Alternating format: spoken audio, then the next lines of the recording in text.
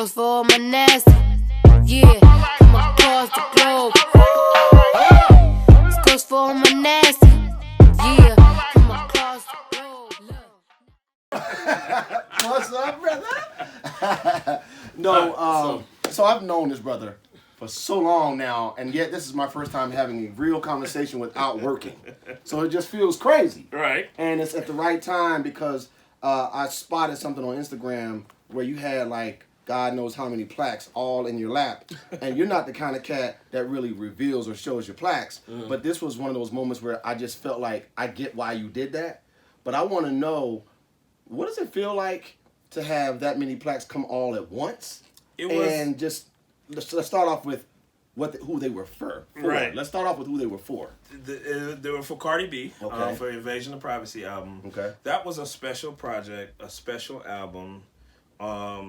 I loved everything about working on that album, from the way the entire team worked together. Okay. Everybody Shout out to Cardi B's team. Yeah. Okay. Everybody. Craig Kalman, the head of Atlantic. Lon Ray, her A&R.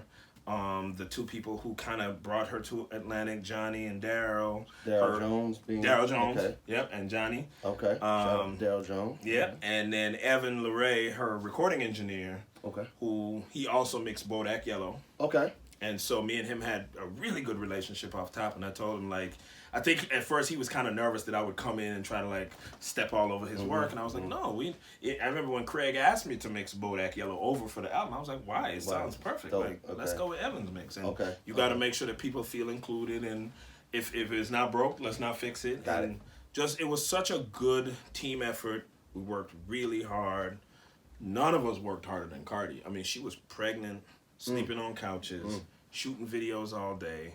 She had just told the label she was pregnant, and then they had to rush to mix the album because they wanted to shoot all these videos before she started showing, and they wanted to get all the mixes done and put the album out, and it was like a concentrated week and a half of like madness. Straight madness. Nobody slept. Okay. It was crazy. Typical hours of a day. What?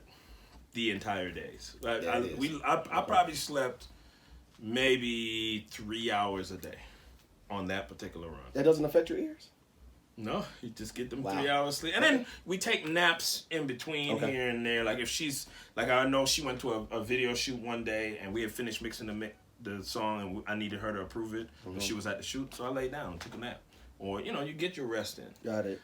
Just as a side note, do you do what we used to do back in the day, which is the Jeep test where you go out and listen to it? Sure. Okay. Every mix we went out in my truck. Okay. And it would be me, Cardi in the passenger seat, Craig, Lon Ray, everybody from Atlantic in my truck. I got a big Escalade ESV. Love it. And that was like our listening environment. Love it. Every mix, we would all go in the truck. Some traditions don't die. Yeah. We would pile up in the truck and listen. But the project was so special because we worked really hard. Everybody understood. There were no egos. I'm in this phase of my life where I call it. I was just telling somebody today, I'm in the chapter of my life called Deconstructing Leslie. And so what I'm on is trying to make sure that I remove all the negative and really stick with the positive. And one of the biggest things that's even hard for all of us to do is to remove our egos out of situations, whether it's arguments with my wife, whether it's things at work, whether it's how we work with each other. Ego mucks up everything. It just messes up everything. So it was such a cool thing to work with all these professionals good at what they do. Nobody's egos was bumping up against each other. We were all just there to get it done. And we had such a fun time doing it. And Cardi is she's authentic, she's real. It was such a fun project. And it was a first for me where I'd never mixed an album where every single song was charted as a single. Unreal. Every single song either went gold, platinum, or multi-platinum. Unreal. Record breaking. Like next level. Straight up. Every song. And you've done everything. Every song. So to have I haven't ever done this before moment is crazy. Yeah. Every song went platinum or gold. We have a plaque for every single song on the album. I've never done that before. And it won Best Rap Album. You won a Grammy. And congratulations. Thank you. Yes, sir. So, and I was there too. So there was a lot of special things surrounding that album and how it came about, and just it was very cool. So I do realize where I am in my career, how people view me and look up to me. And it's important every now and then to have those moments where you show people who want to get into this business or been doing it for a while that, hey, if you work hard, you can get here. You know, so it's important for me to post those things every now and then. Well, we needed it. I mean, I know you don't do that. That's what kind of woke me up. I was like, wait a minute, Leslie's posting a plaque? Oh, that's because it's 30 plaque. I was excited about that. But, you know, what I want to do is I want to have conversations with you over time. I don't want to cram everything because your story is there's too much bandwidth to the Leslie movement to try to squeeze everything into like one video. Right. But I do want to ask you one quick question, and that is, you know, for a minute there, I was hearing people say they were mixing to 2 tracks and all that kind of stuff. Did you do any of that on this record, or did you have stems for everything and just stick with the stems? No, there were 2 songs that were 2 or 3, 2 songs that were 2-track mixes. Okay, and so you focus on the vocal primarily and and just make the track sound as good as I can. Big in this, right? Yeah, beef it up. Yeah. Got you. What about the lead vocal? I notice a lot of times these leads are sitting way out in front now. Is that something you prefer, or is it just a change that's happened over time in the radio station? I've grown to like it over time, and it's what it's the ear of, you know, Gen Z and Gen now, where they want things just up in your face, right? And it's the sound that I've grown to love after doing it in a certain realm. But that it felt right for her album. Got it. And it just feels right. It feels right sometimes to have those vocals right up in your face. And here's the thing: as long as the music is matching, the music is just as slapping and hitting, and the drums are making you feel something. I always tell people, I have a very technical job, but music is about how it makes you feel.